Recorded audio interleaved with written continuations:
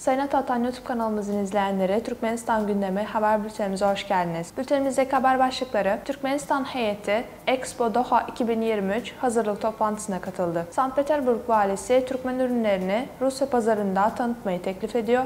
Ve son haberimiz, Türkmenistan, Tacikistan'daki film festivaline katılacak. İlk haberimiz, Türkmenistan heyeti Expo Doha 2023 hazırlık toplantısına katıldı. Türkmenistan Ticaret ve Sanayi Odası Başkanı Mergan Gurdov başkanlığındaki Türkmenistan heyeti 10-11 Eylül 2023 tarihleri arasında Uluslararası Expo 2023 sergisi hazırlık konularını görüşmek üzere Doha'daki uluslararası katılımcılar toplantısına katıldı. Yeşil Çöl Daha İyi Çevre sloganıyla 2 Ekim 2023-28 Mart 2024 tarihleri arasında Katar'da düzenlenecek toplantıya 70'ten fazla katılımcı ülkeden heyet davet edildi. Toplantının gündeminde şantiye ve expo alanlarının yönetimine ilişkin organizasyonel konular, sağlık ve güvenlik konuları, expo sırasında etkinlik ziyaretçilerine sunulacak hizmetler, ulaşım, lojistik ve iletişim konuları ve daha birçok konu yer aldı. Toplantıya serginin Genel Komiseri Badar Aldafa, Uluslararası Sergiler Bürosu Genel Sekreteri Dimitri Kerkanses, Uluslararası Bahçıvanlık Derneği Genel Sekreteri katıldı. Ziyaret sırasında Türkmenistan Ticaret ve Sanayi Odası Başkanı Mergan Gurdov ile Genel Komiser Badar Aldafa arasında ikili bir toplantı gerçekleştirildi ve taraflar çevre koruma tedbirlerinin önemi konusunda görüş alışverişinde bulundu. Türkmenistan Milli Günü'nde yapılması planlanan etkinliklere de büyük ilgi gösterdi. Toplantının ikinci gününde katılımcıların inşaat ve tasarım çalışmalarının gidişatını tanımaları amacıyla sergi alanına bir ziyaret düzenlendi. Sıradaki haberimiz, Sankt Petersburg valisi Türkmen ürünlerini Rusya pazarında tanıtmayı teklif ediyor. Rusya Federasyonu Sankt Petersburg valisi Alexander Beglov başkanlığındaki heyet Türkmenistan'a resmi ziyaret gerçekleştirdi. Bu ziyareti kapsamında Vali Beglov, Türkmenistan Devlet Başkanı Serdar Berdimuhamedov, Türkmenistan Halk Maslahatı Başkanı Guranlı Berdimuhamedov ve Dışişleri Bakanı Raşid Meredov ile görüştü. Aynı zamanda Sankt Petersburg valisi Alexander Beglov, Orta Asya'nın ilk akıllı şehri olan Arkadaş şehrini de ziyaret etti. Devlet Başkanı Serdar Berdimuhamedov ile yapılan görüşmede Türkmen tarafı Sankt Petersburg şirketlerinin dijitalleşme, akıllı şehirler inşa etme ve diğer önemli sistemler dahil olmak üzere yeni yönlere yönelik önerilerini değerlendirmeye hazır olduğunu ifade etti.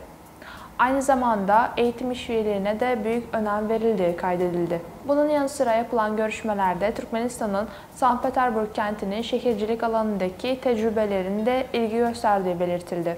Sankt Petersburg hükümetinin Türkmenistan ile ortaklık ilişkilerine büyük değer verdiğini kaydeden Beglov, Türkmenistan'da Sankt Petersburg Ticaret Evi'nin ve Sankt Petersburg'da Türkmenistan Ticaret Evi'nin açılmasını önerdi ve ayrıca kendi pazarında Türkmen ürünlerini tanıtmak için yerel ticaret ağlarıyla çalışma organize etme isteğini ifade etti. Ayrıca Arkadaş şehri yönetimi ile Sankt Petersburg hükümeti arasında ticari, ekonomik, bilimsel, teknik ve insani işbirliği anlaşmasına ve Arkadaş şehir yönetimi ile Sankt Petersburg hükümeti arasında 2023-2027'de ticari, ekonomik, bilimsel, teknik ve kültürel alanlarda işbirliğine ilişkin eylem planı için yol haritası imzalandı. Son haberimiz, Türkmenistan, Tacikistan'daki film festivaline katılacak. İlk Uluslararası Film Festivali Tocu Saman, Tacik Sinema Günü'ne ithaf edilerek 15-19 Ekim tarihleri arasında Duşanbe'de düzenlenecek. Türkmenistan'da bu film festivaline katılımcılar arasında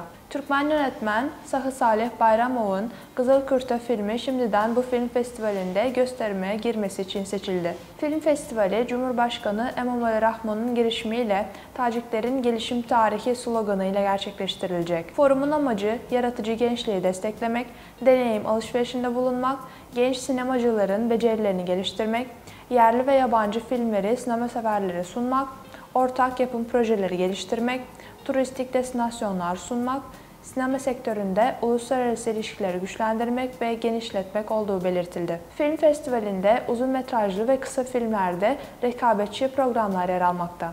Festivale katılacak filmlerin seçimi sürüyor ve Avrupa, Asya ve Bağımsız Devletler Topluluğundan film kabulü devam ediyor. Komisyon halihazırda İran, Belarus, Macaristan, Özbekistan, Pakistan, Türkmenistan, Kazakistan, Rusya, Ermenistan, Hindistan ve Çin'den 25'ten fazla filmi inceledi ve önerdi. Yarışmaların yanı sıra film festivali kapsamında film stüdyolarının yönetim kurulu toplantısı, film projelerini tanıma, çizgi film, uzun metrajlı film ve belgesel, yakın ve uzak yurt dışından sinemanın ünlü temsilcileriyle toplantılar, basın konferansları, farklı ülkelerin film günleri, Duşanbe'ye özel fotoğraf gösterimleri gerçekleştirilecek. Sayın Atatan YouTube kanalımızın izleyenleri Türkmenistan ile ilgili Türkçe haberlerimizi atatanturkmenistan.com haber sitemizden takip edebilirsiniz.